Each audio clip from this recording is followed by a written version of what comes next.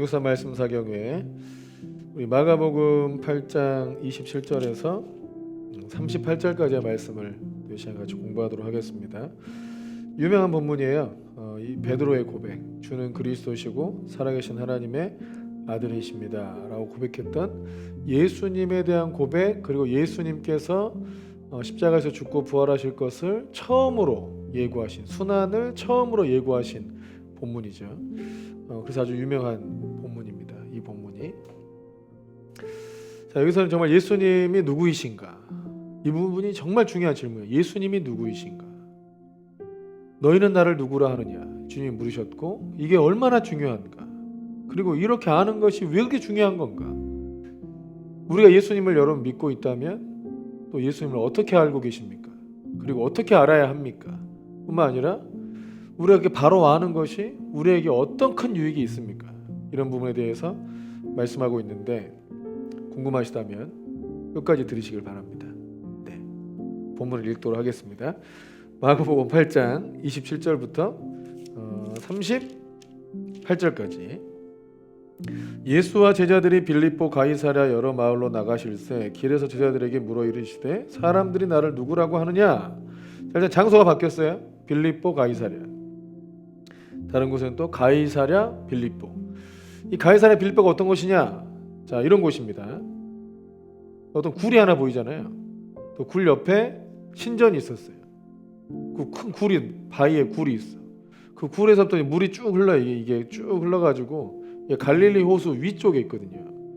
이 가이사랴 빌립보라는 자리가 단 옆에 있어. 단 옆에.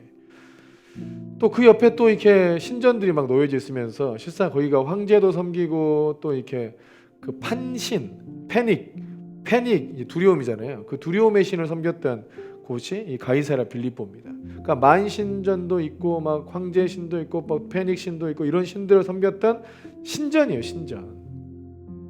거기서 주님이 물어보신 거예요. 사람들이 나를 누구라고 하느냐? 그랬더니 제자들이 세례 요한, 더러는 엘리야, 더러는 선지자 중에 하나라고 합니다. 그때 주님께서 너희는 나를 누구라고 하느냐? 너희는 나를 어떻게 믿고 있느냐? 여러분은 예수님을 어떻게 믿고 계십니까? 여러분 예수님이 누구라고 생각하고 있습니까? 여러분 예수님이 당신에게 누굽니까? 어떤 분입니까?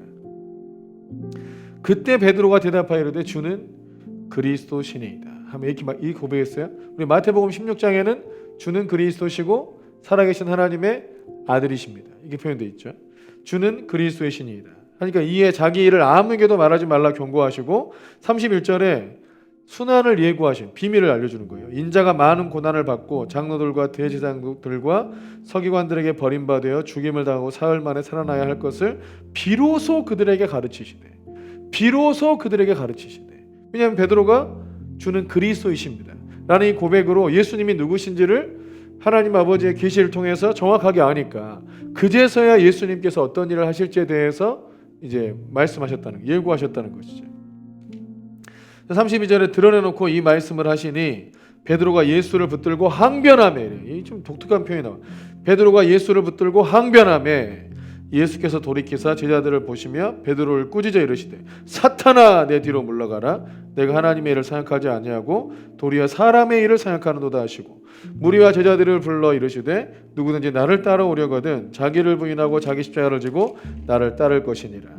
누구든지 자기 목숨을 구원하고자 하면 잃을 것이요 누구든지 나와 복음을 위하여 자기 목숨을 잃으면 구원하리라. 사람이 만일 온 천하를 얻고도 자기 목숨을 잃으면 무엇이 유익하리요? 사람이 무엇을 주고 자기 목숨과 바꾸겠느냐?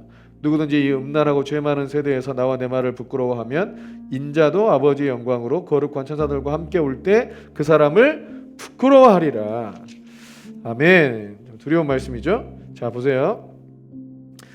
이 32절에 베드로가 예수를 붙들고 항변하매, 이 붙들고 항변하다 이 표현이 이러고 하니까 예수님께서 이 베드로한테 이 사탄아 내 뒤로 물러가라니까 좀 너무 무섭잖아요. 베드로가 막 주여 그런 일이 주님께 일어나지 않을 것입니다. 왜 그런 일을 하려고 하십니까? 막 이렇게 좋게 얘기한 것 같잖아요. 좋게. 근데 이 항변하다는 이 표현이 이게 이제 예수님께서 왜 33절에 사탄아 내 뒤로 물러가라 이 말씀을 할 수밖에 없었는지를 보여주는 거예요. 그러니까 베드로는 예수님 위에 산 얘기 같은데 예수님은 사탄아 내들어 물러가라 이렇게 얘기하셨잖아요. 예수님 너무 성격이 혈기 있으신가? 막 이렇게 생각할 수 있잖아요. 근데 그게 아니고 32절에 나와 있는 항변함이라는 단어가 키예요. 이 항변하다 이게 뭐냐면 예수님께서 내들어 물러가라 할 때 꾸짖어 이 단어가 같아요. 그러니까 예수님 이 베드로가 지금 예수님을 꾸짖어서 안 됩니다. 뭔 일이 하시면 왜 죽고 부활 뭐 안 됩니다. 꾸짖는 거야 막 이렇게 예수님을. 이게 제자가 꾸짖을 수 없잖아. 근데 그 안에 뭐가 사탄이 그 안에서 한 말이라는 것을 주님이 아신 것이죠. 사탄이 그랬다가 자기 이제 완전한 패배를 이제 하게 되니까 사탄이 그 안에서 예수님을 꾸짖어서 이게 항변하여 붙들고 꾸짖어 이렇게 얘기했다는 거예요. 보세요. 이 항변하다는 단어 32절에 베드로가 예수를 붙들고 항변하며라는 단어도 영어 성경에 리부크라고 써 있고요. 33절에 베드로를 꾸짖어 이르시되도 리부크예요. 그러니까 지금 베드로가 하는 말이 아니에요. 지금 베드로 안에서 이 사탄의 생각이 들어와 가지고 예수님을 꾸짖고 있는 거예요. 그러니까 예수님께서 사탄아 물러가라 이렇게 하신 거지. 여러분도 이렇게 누군가의 대화를 하는데 하는 말이 진짜 하나님을 대적하고 자꾸 이게 뭐 말도 안 되는 주님을 막 주의 나라를 공격하고 회방하고 대적하는 말을 자꾸 하고 있는 거야 누군가. 그러면 사탄아 뒤로 물러가라 한마디 해버리세요. 한마디 해버려. 그럼 싸움 나나? 오히려 효과가 좋을걸요. 그 사람도 자기 말을 하는 게 아니에요.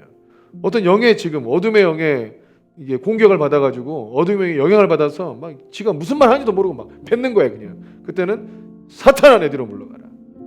그러면서 내가 하나님의 일을 생각하지 아니하고 도리어 사람의 일을 생각하는도다.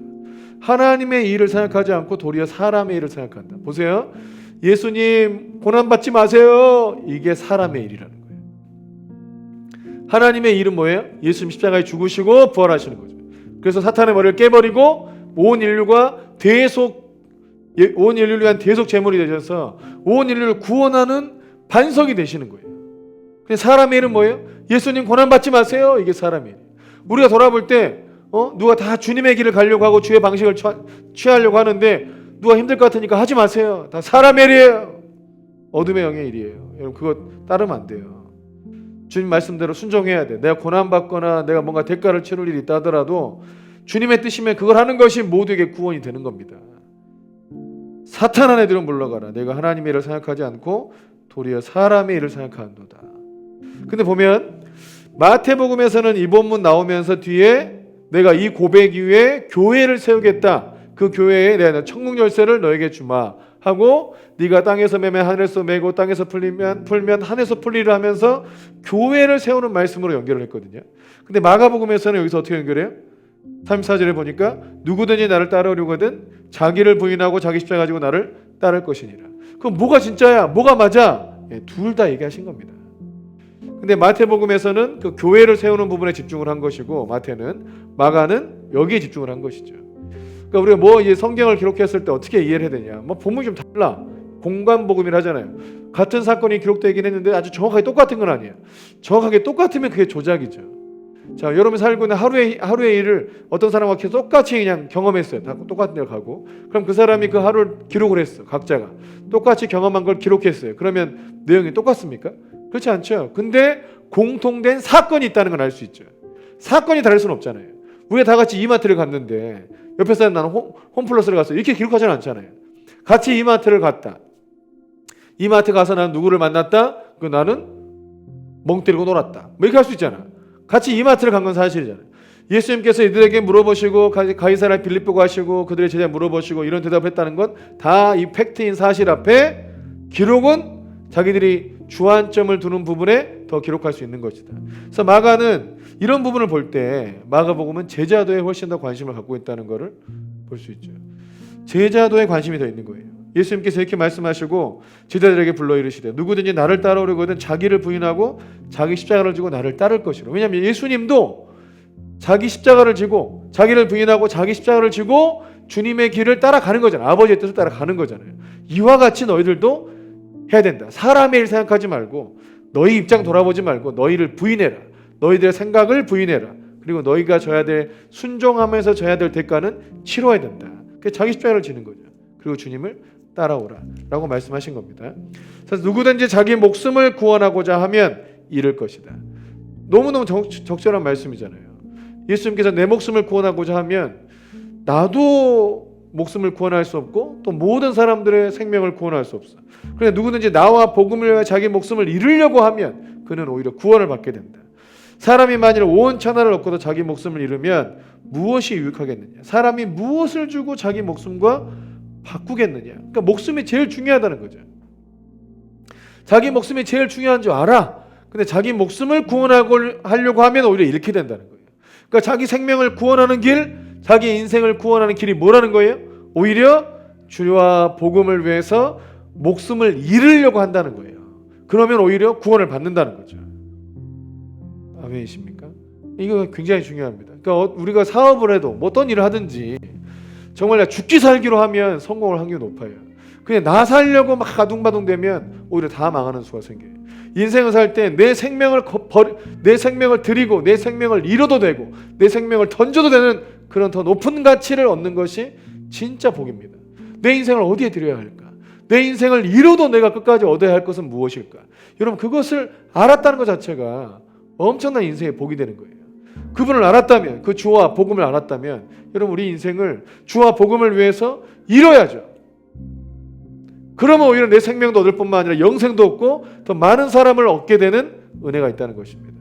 목회를 할 때도 마찬가지고 작은 어디 셀을 섬길 때도 마찬가지고 사업을 할 때도 마찬가지고 어떤 일을 하든지 내가 주와 복음을 위해서 내 생명을 잃으리라.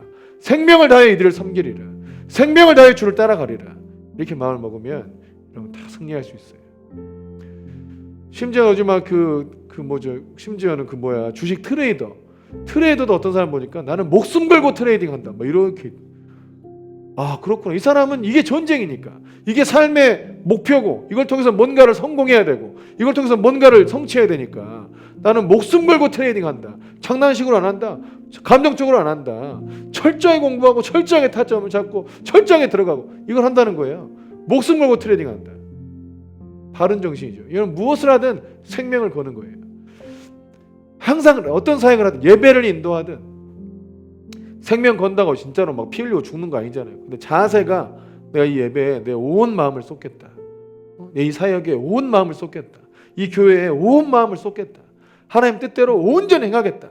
내가 나의 유익을 구하는 것이 아니라 주의 뜻을 이루기 위해 주와 복음을 위해서 온전히 집중하겠다. 왜냐하면 주님이 그리스도이시니까.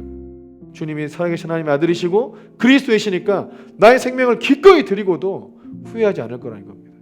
오히려 영광스러운 것이죠. 승리하시기를 바랍니다. 진정한 제자로 주께 영광 돌리고 여러분 인생도 구원받는 은혜가 있으시기를 축복합니다.